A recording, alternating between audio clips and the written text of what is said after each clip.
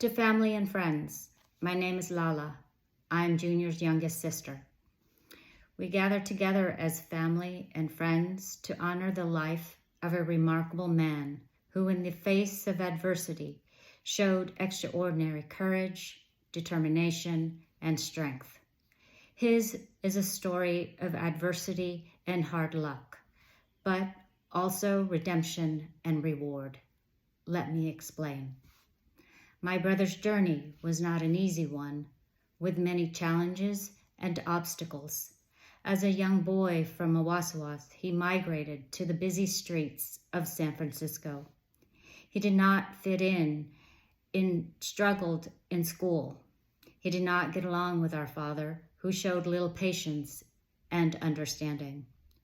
Junior probably had ADHD or other issues that today would be treated with medications, but at the time, he went undiagnosed and untreated. While many gave up on him, our mother never did. She was his guardian angel.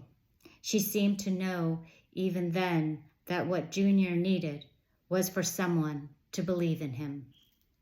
His early adult life was marked by turmoil and restlessness. He moved to Alaska with our sister Nitz when he was still a teenager and worked as a fisherman, settled down, and started a family with 6 young children.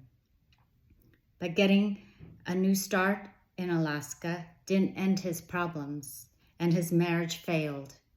In Kodiak, our sister Nitz served the role model of guardian angel, patiently helping him get through the challenges of a breakdown in his marriage.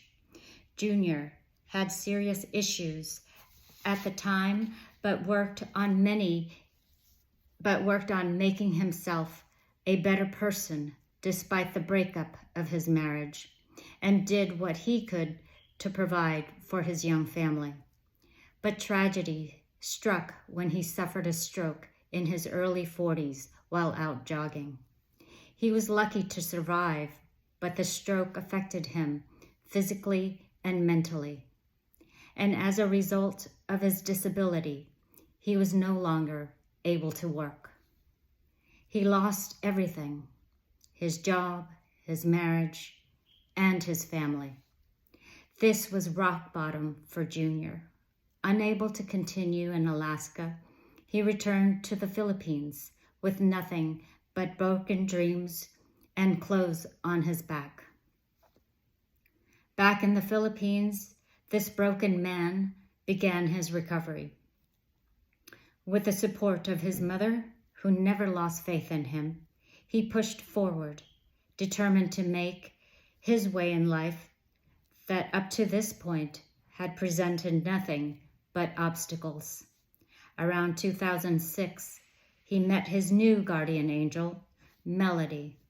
She saw the potential in this man, who most people had given up on. She gave him the love and steady support he needed to get back on his feet. Remarkably, and against all odds, they forged a path forward together. They started building a house and began a new family. It was many years before they could afford to put a roof over the small concrete structure they built that in their dreams would one day be their home. Junior's ingenuity and cleverness is evident in the beautiful home he would eventually build. With Melody, he experienced, for the first time, a peaceful and stable life. But life can seem cruel at times. In 2011, he was diagnosed with cancer, non-Hodgkin's lymphoma. It was during this time when our mother was also very sick.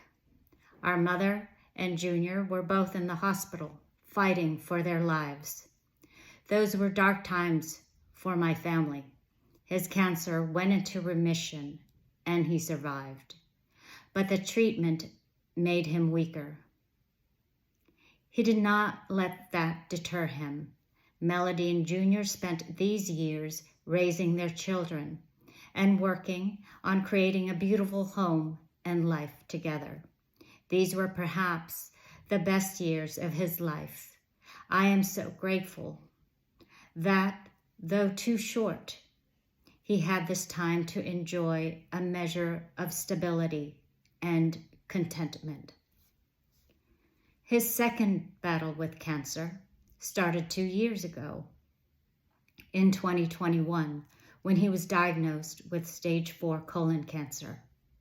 During these difficult times, he taught us the true meaning of courage and perseverance. Despite the challenges he faced, he chose to live each day with an infectious energy and unwavering optimism that inspired us all. He laughed in the face of adversity, maintained his wit in the darkest of times, and always ensured that those around him felt loved and comforted despite the trials he was undergoing himself. His strength was not just in his ability to fight his battles, but in his capacity to uplift others even in his toughest times. He had a hard, early life and struggled with adversity and personal issues. But through strength of will, he overcame these life obstacles. His ability to survive dark times made him an understanding and empathetic man. He was a guiding light for many of us, always willing to lend a hand and willing to help those who needed help. Some of you don't know, but there were times when he would come across a person along the road who needed help, and Junior would give the pesos he had in his pocket.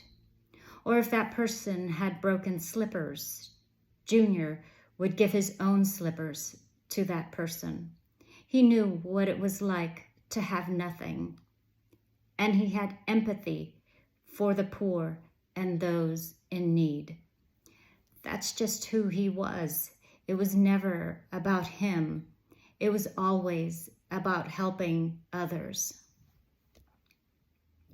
My brother was not defined by his disease. He was defined by his honesty, his determination, his generous spirit, and his loving heart. He was defined by beautiful moments he created with his family and friends, his passion for music, and his unwavering faith in the face of the impossible. While we mourn his absence, we must remember to celebrate his life, his spirit, and the invaluable lessons he has left us with. The legacy he has left behind is one of bravery, love, and resilience, and caring for others, one that will inspire and guide us for generations to come.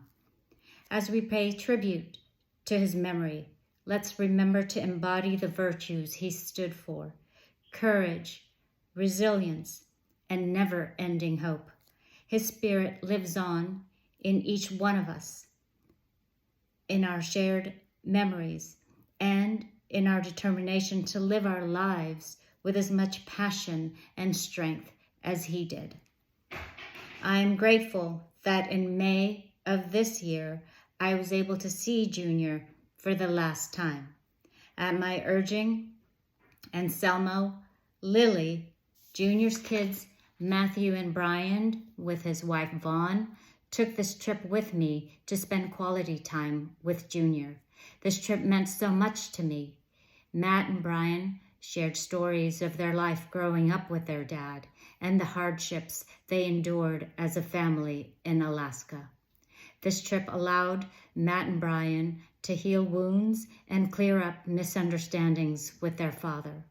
It was also an opportunity for Junior's kids in the U.S. to see the genuine loving care Melody provided to their father and the important roles she played throughout their marriage. It is clear to me that Junior's kids from Alaska have inherited his determination and strength of will. All in all, this trip in May gave Junior the comfort and peace of mind, seeing his family united lovingly. To his family, his wife Melody, and all of his devoted and loving children, it is through you that Junior will live on. For each of you carries within you the essence of his spirit and soul and the life lessons learned from the years you spent with him. I will conclude by saying, Junior faced death with bravery and without fear. Through the pain and misery, I never heard him say, "Why me?" His only concern was for the welfare of his family once he was gone. Junior, visiting Mawaswas will never be the same for me. Whenever I visited Maui, you were there, greeting me with your handsome looks and $1,000,000 smile. I will forever miss you. I love you, brother. Give Mom and Dad a big hug for me. Rest in peace. You are forever in our hearts.